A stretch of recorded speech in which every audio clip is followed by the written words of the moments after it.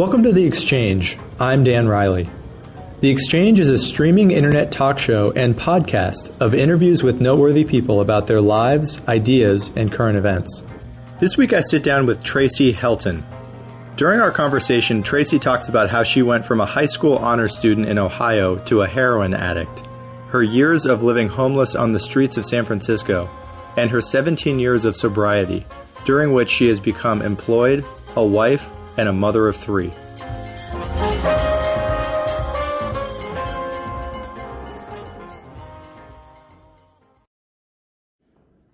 All right, Tracey, thanks for taking some time and welcome to The Exchange.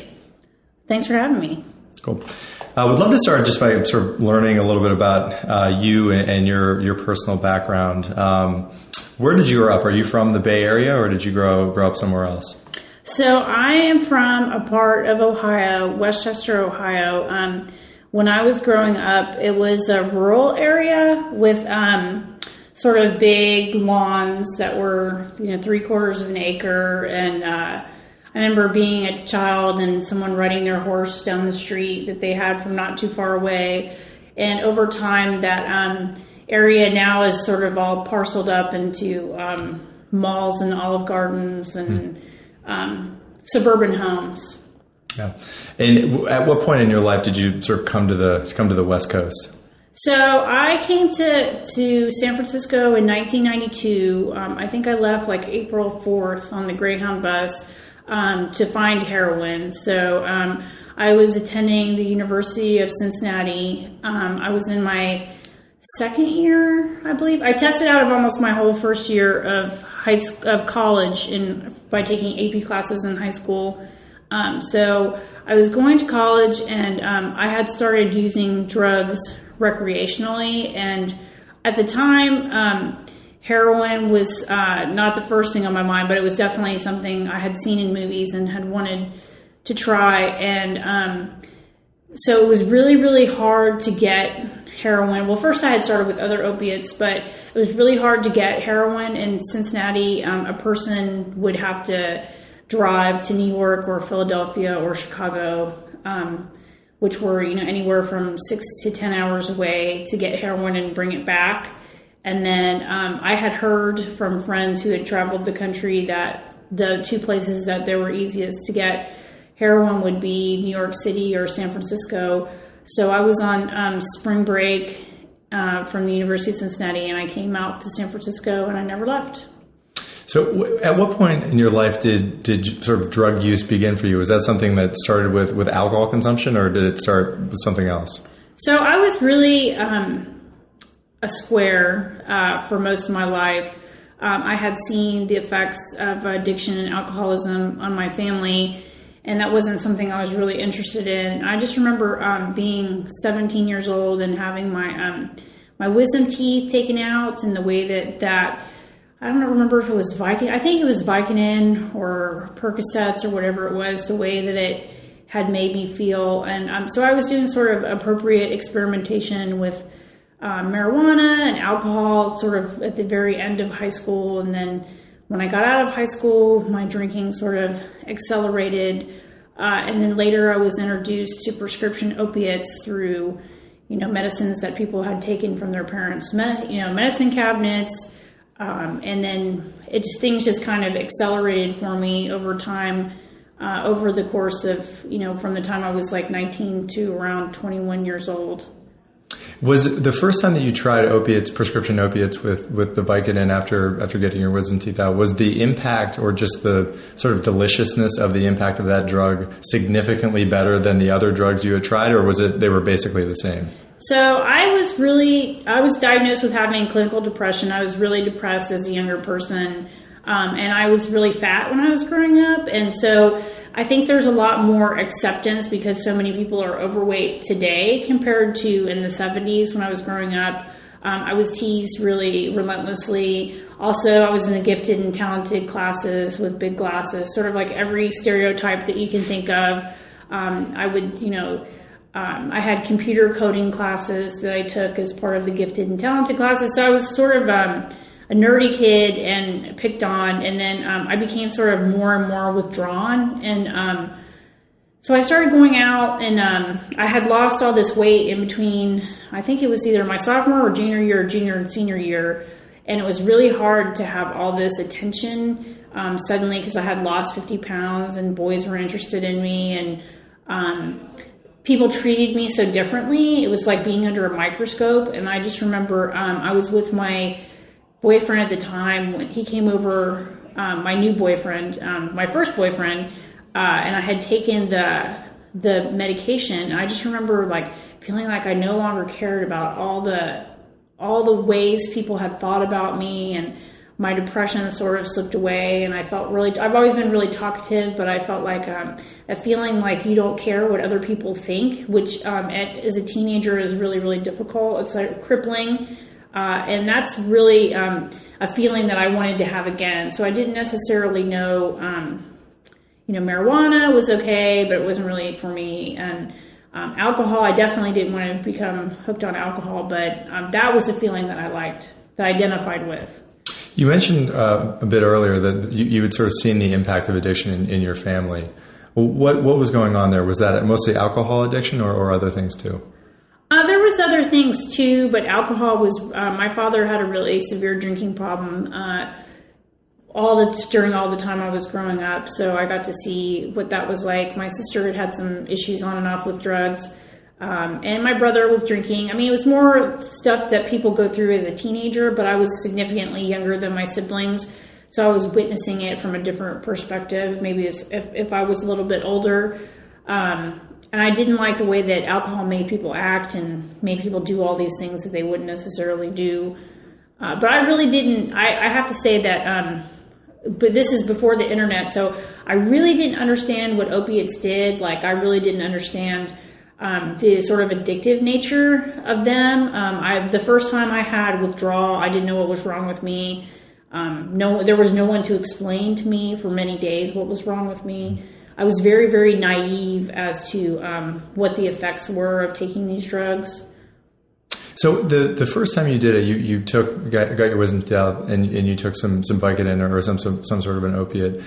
Did you immediately after that moment then go and dedicate a lot of your time and energy into finding opiates again, or did it take some time for you to think, man, I'd really like to try whatever that was again?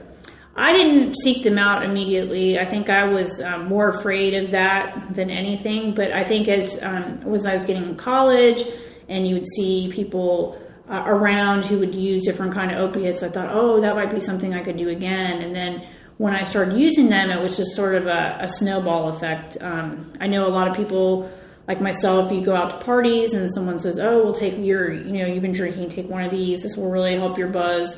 So I hadn't thought much about it, but it was about a year or two in where I had experimented a little bit, and then I had more ready access to them. And when I started using them, I just it just seemed like it escalated so quickly to where I was injecting them. I had a friend he was very interested in injecting them, and the two of us tried it together. And when I look back on it, the whole thing was just so ridiculous, like using a dirty needle that was, we had to sharpen on a matchbook that he had gotten from someone who had gotten it from someone who had gotten it from someone.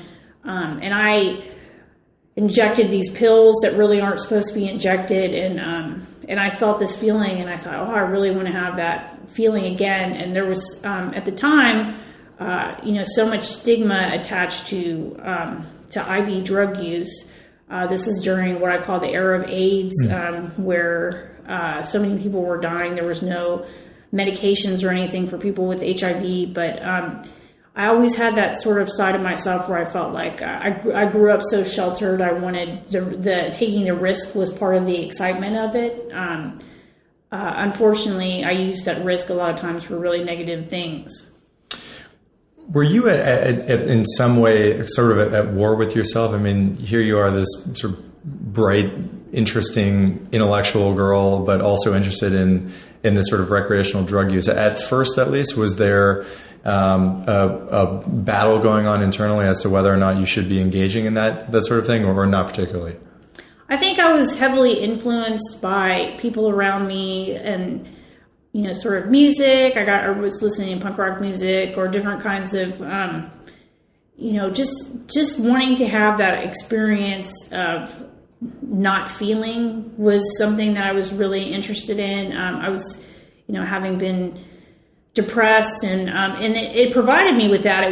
There was a lot of payoff. I've said before that if it wasn't for opiates coming into my life, I probably would have committed suicide, because it had.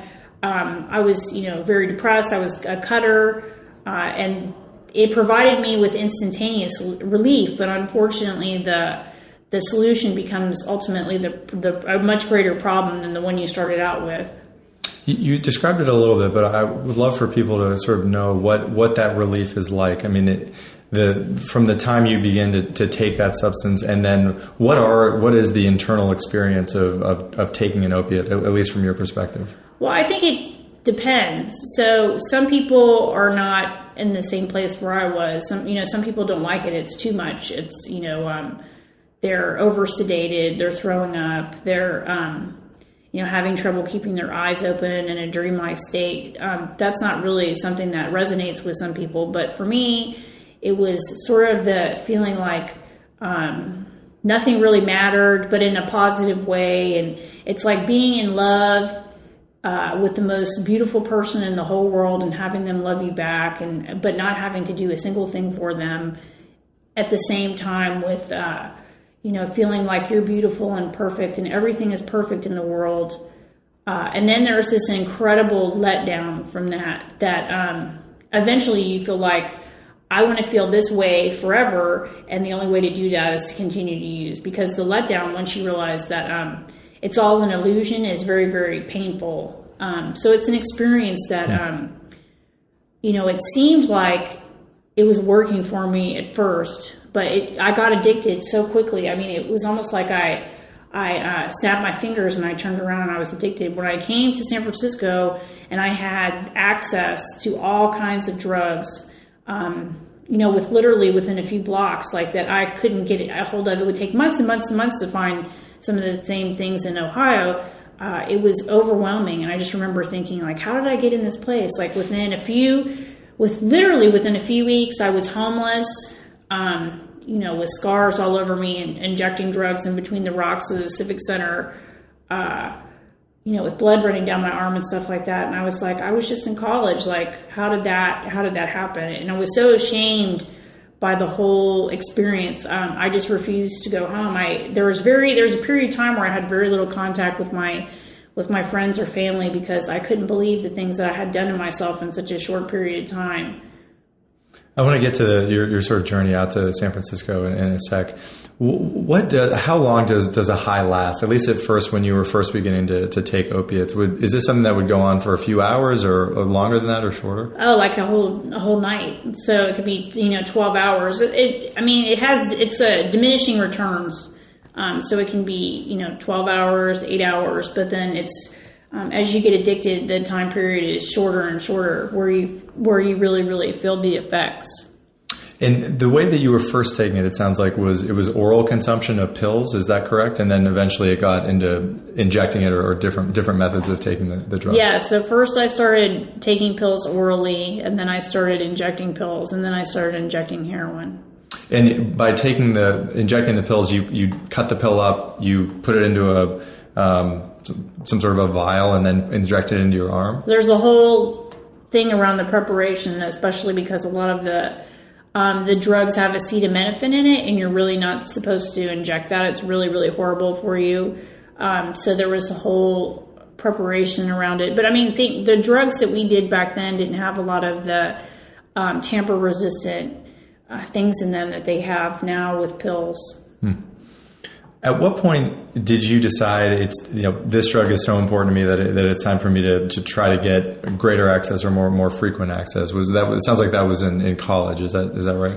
Well, I came out here to San Francisco for spring break, and I got strung out within a few days of being here. I just remember I got here on like a Friday, and I found heroin, and then I just remember continuing to use it. And it only takes a few 3 or 4 days before you start to develop sickness if you don't have it. And I just remember just running with that, where I just continued to use. And then I decided I didn't want to stop. It was withdrawal from opiates is very painful. First of all, it's painful because you realize that you've spent all this money and spent all this time on opiates, but then there's it's like every fluid from your body is injecting and ejecting itself at the same time. So your nose runs, your stomach's upset, you have diarrhea, your eyes run, like tears coming out of your eyes. Everything's coming out of you all one time, and it's really, really, really horrible, which is part of the reason why some people have so much trouble getting off opiates. Did you come out to San Francisco by yourself, or you were with a group of people that came? No, I came by myself.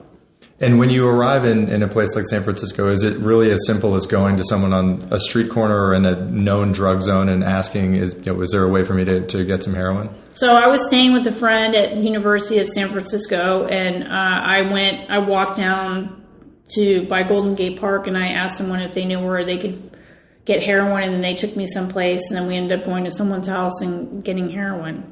And the way it works from the time of purchase to actually injecting it, you have to light it. Is that correct? How exactly does that process work? So it depends on what part of the country that you're in. So San Francisco historically has tar heroin, which needs to be heated. And then on the East Coast, they have what's called East Coast powder, which is a different kind of heroin that sometimes you can just add water to it. The heat can destroy the actual drugs that are in it, so you have to be careful with heating it up. But tar heroin comes in a form that it's a sticky, vinegary substance that a lot of times has to be heated so you can put it into a syringe. I would love to know too, kind of the kind of people you were meeting in the first few weeks. You get out here and you meet some people and you get some drugs. How did they strike you? Were they all similarly addicts like you? Were some just doing it recreationally, or was the opiate just so powerful that it was pretty much consuming everyone? The people I met in my initial stages here, I didn't meet very many functional heroin addicts. There are definitely functional heroin addicts. I knew someone in other places where I had lived that ended up coming to California. And one of my first roommates that I had here was working at Bank of America, and he would, on his breaks, he would want me to bring him heroin. But that was like a rare exception. In the time that I've been clean, in the 17 years that I've become clean, heroin is so widespread in the country. I've met so many people from so many walks of life that use heroin that are functional, that have jobs, that have families. They're in the closet with their habit. Everyone from stockbrokers to people that work in IT, I've met teachers. I've met all kinds of different people that are addicted to heroin, many of which switched from prescription medications to heroin because heroin is so significantly cheaper and stronger now. At what point during sort of your time out in San Francisco, it sounds like you came out here just for sort of a vacation and then ended up kind of never leaving. Was there a moment when you realized, one, this drug owns me, and two, I need to do something about it? Well, you realize that a million times. I mean, I'm sure I realized that at least 1,000 times, but doing something about it is totally different. I kicked heroin 10 different times before I finally kicked. I tried switching drugs. I tried quitting. I went to the methadone clinic. I would try to quit on my own. I did all these different things and would go back to it, for emotional reasons or because of physical withdrawal. So I went through, when you're homeless, I was homeless, living with a shopping cart for many years. That section was covered in the movie Black Tar Heroin, The Dark End of the Street, where they showed me initially, and I had a shopping cart. It's like, that wasn't their shopping cart. That was actually my shopping cart. I lived outside, and, you're eating out of dumpsters and living like an animal. And you think, wow, how am I living like this? But then again, how are you going to change? Like, you come to a point in your life where it seems impossible. Like, I can't even take care of my hygiene. I can't have food. Like, how am I going to get off drugs? It just seems, the task at hand seems completely insurmountable. So what was it that finally allowed you to begin to truly kick the habit and make it for 17 years? Well, I had just come to the place where I was using a lot of different substances, and I was injecting in the soles of my feet, and I had 34 soft tissue infections, and my life was just complete hell. Like I would just use, and I was just so miserable. And I was thinking, even if I go to jail, I'm going to ask them to go to rehab. Like there has to be. I had tried to go to methadone on my own to get off heroin. I couldn't do it, and I was thinking, if they finally send me to jail again, because before they had sent me to jail, I had refused to go to rehab. I'm going to ask them to go to rehab, and when that happened, I just took that opportunity. And when I went to jail, they thought I was seroconverting to HIV positive.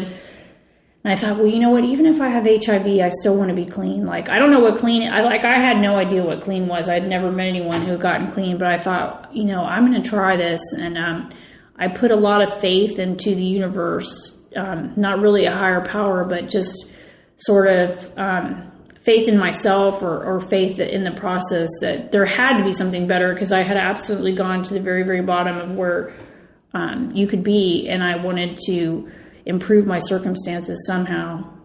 So I agreed to go. I kicked heroin in jail, heroin, benzodiazepines, alcohol, marijuana, and speed and crack. I used all those things the last day that I had used, and that was February 27th, 1998.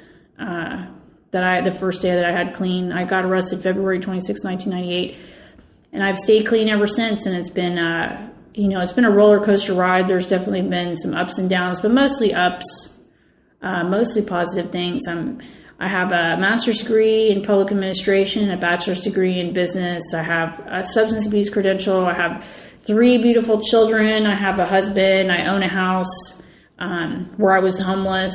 I have a good job. I have all these different things. But it was, it was a whole process. Part of that was unraveling what my relationship was with heroin and other opiates, and finding the desire to live without those. Which I can only say that using drugs, especially opiates, is like being in an abusive relationship. The thing that you love constantly beats you up. And so it's very challenging to get away from that. And there's so much stigma in particular attached to being a heroin addict. It's very, very difficult for people to ask for help, because it's almost like the last forbidden thing.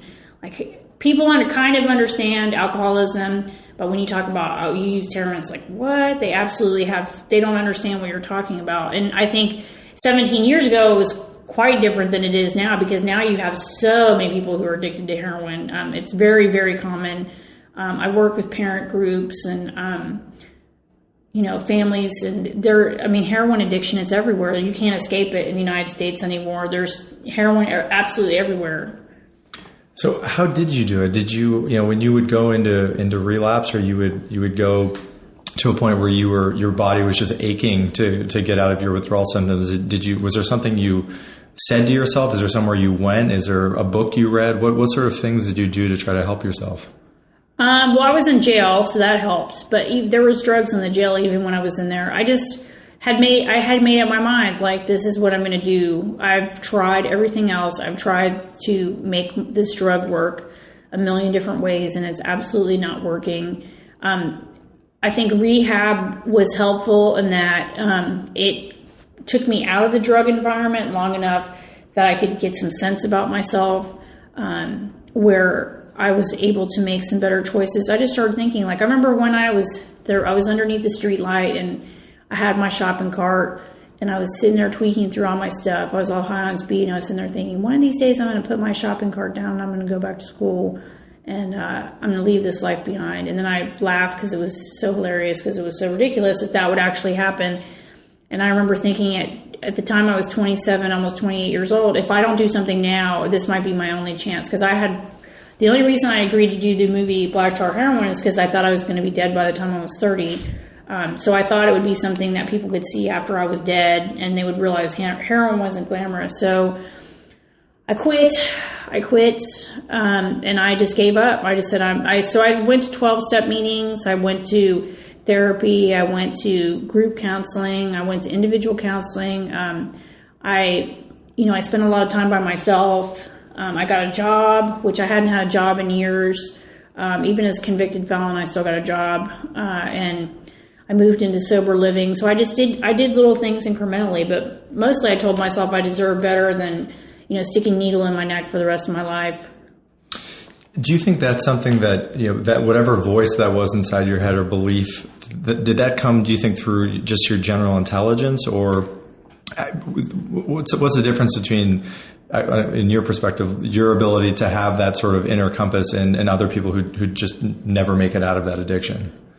I think anyone can quit. I don't think my experience is unique. I think absolutely anyone can quit. It's just how much pain can they go through, and what are the circumstances, and what are the natural supports and stuff and some people don't want to quit. And I think that to a certain extent that needs to be respected, that they may have too many things going on in their life where it may be impossible for them. I think that because of the way that our society criminalizes drug addicts, where people are not given the opportunity to make any kind of informed decisions around themselves. So it makes it very difficult. I mean, there's so much pain involved with the kind of things that you do with drugs, the kind of life that you live. And I wonder, there's all these studies that show that opiates work as a mild antidepressant for people. And there's actually there's a clinical trial, it's a stage 2 clinical trial, where they give people low doses of buprenorphine, which is an opiate replacement. And for people who have had at least 2 treatment failures on different kinds of antidepressants, and it's showing a lot of promise. So I don't really know the reasons in particular that people gravitate towards opiates, but it seems to be people who are anxious and people who are depressed, and they're using those drugs to medicate their symptoms. So when you take those drugs away, sometimes it's very, very complicated and difficult for people to live. And I went through a lot of emotional issues, and even today with 17 years clean, I have issues with depression, I have issues with anxiety. I just use different methods to cope with that. Was there a point during the 17-year period where you thought, I'm probably going to beat this, or is it every day you getting up and saying, I'm still very much at risk and I need to be on guard? I think that I am okay with the fact that I need to be abstinent from drugs. Some people decide that they can go back to drinking, and some people decide that they can go back to smoking pot. But I've tried all that, and it's not for me. I've been prescribed opiates for when I had C-sections, and I've had them introduced to my system. And I remember right away my body was like, "Oh, this is great." It was almost instantaneously. It's like I've only been on these drugs a couple days. So it's been a reminder that that hasn't changed. And I think that I'm being realistic with myself. My circumstances are different from the next person's circumstances. So I think it's almost like you can have everything if you give up this one thing. And it's like I'm willing to give up this one thing to have everything. Do you think that the resources that you were able to get access to as you began to sort of try to get out of your addiction are still available, or are you concerned about how many programs have been cut in the past 30 years since, or less than that, 15 or 20 years since you were trying to get out of your addiction? In some ways there's more resources, and in some ways there's less. I can only speak for San Francisco. I used to work in the building that was the administration of substance abuse and mental health services. There's considerably less rehab beds than when I went to rehab. Their rehab system is different now. It used to be that a person would stay until they were ready to leave. Now it's more built around a spin dry, especially in the private system, where it's 28 days and go. I was able to stay in rehab 2.5 months, which now would be considered a pretty long treatment stay. So things have changed, and not necessarily for the better, as we've, worked towards more managed healthcare systems, as opposed to, focusing on the whole person. I think heroin and opiates come with a unique set of issues, not just because the person might have hepatitis C, HIV, soft tissue infections, endocarditis, those kind of things. But there's also the emotional context of that, dealing with people's, there's the post-acute withdrawal symptoms that people deal with. So a 28-day stay in rehab is not really very long. So that's kind of my concern. Now, I'm excited about the fact that we didn't have buprenorphine That was in the clinical trials when I was getting clean, otherwise known as Suboxone. So there are, in terms of medically assisted treatments, there are some new options. Some people try the Vivitrol, which is a long-lasting naltrexone shot to assist them in their recovery. But, all those they also have some clinical issues, some drawbacks.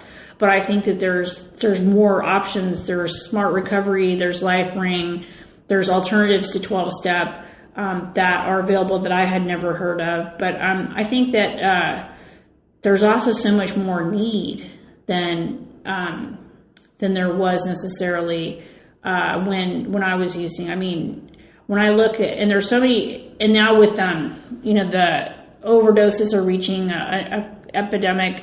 I run a small little naloxone program where I distribute the opiate antidote. That thing, it's a substance that reverses the effects of an opiate overdose. We have sections, big swaths of the country where it's still not available, even though people are dying almost every day. You have clusters of people dying from contaminated heroin, where the heroin's contaminated with fentanyl. So there's some good things that have happened, and there's some not so good things that have happened. So we have naloxone, that's great, but then we have heroin everywhere, and many places that's tainted. It's like we have the ability to go to rehab, that's great, but then the rehab stays are not necessarily long enough. We have the outpatient treatment options, much more than we just had methadone. There's more methadone treatment slots available. That's great. But then there's also still the stigma that goes with people who are on any kind of medically assisted therapy.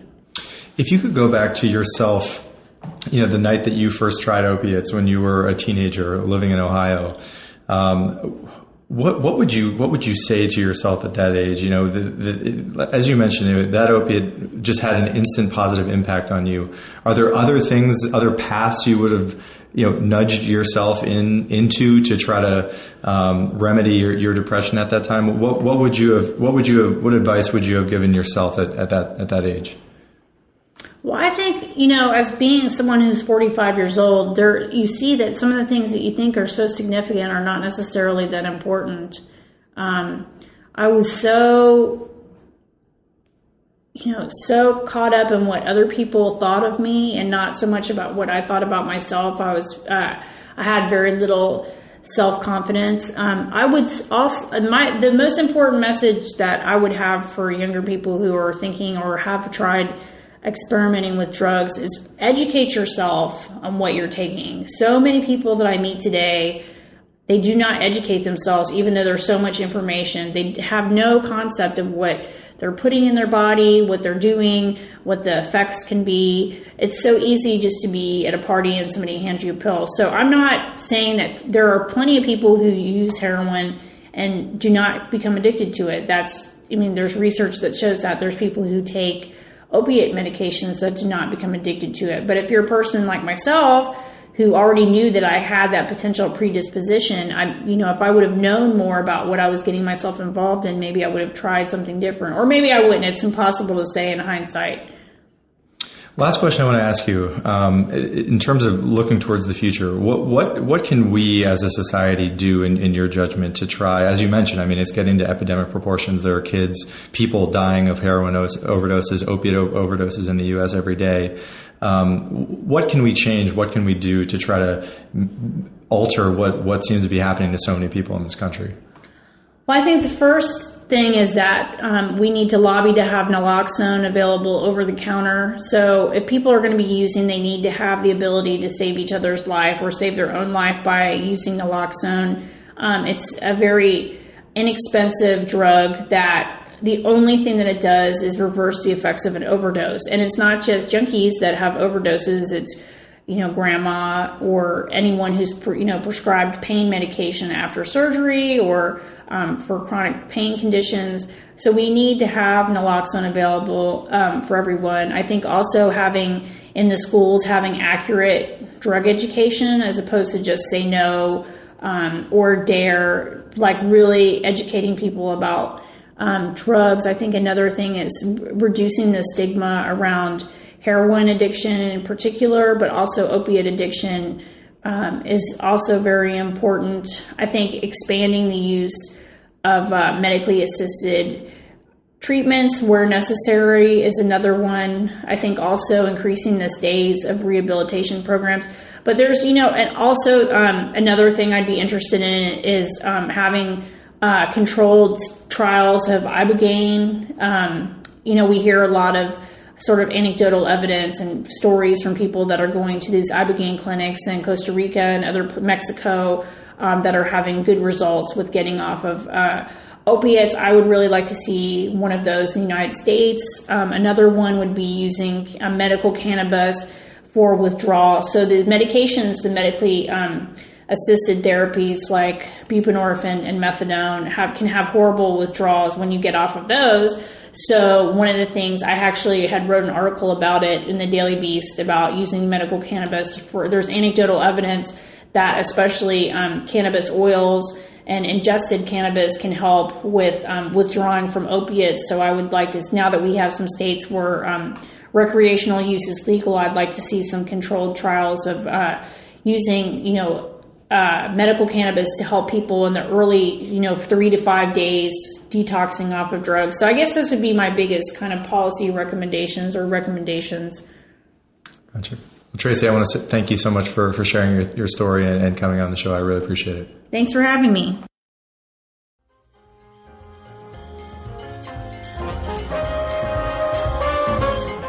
Thanks for listening.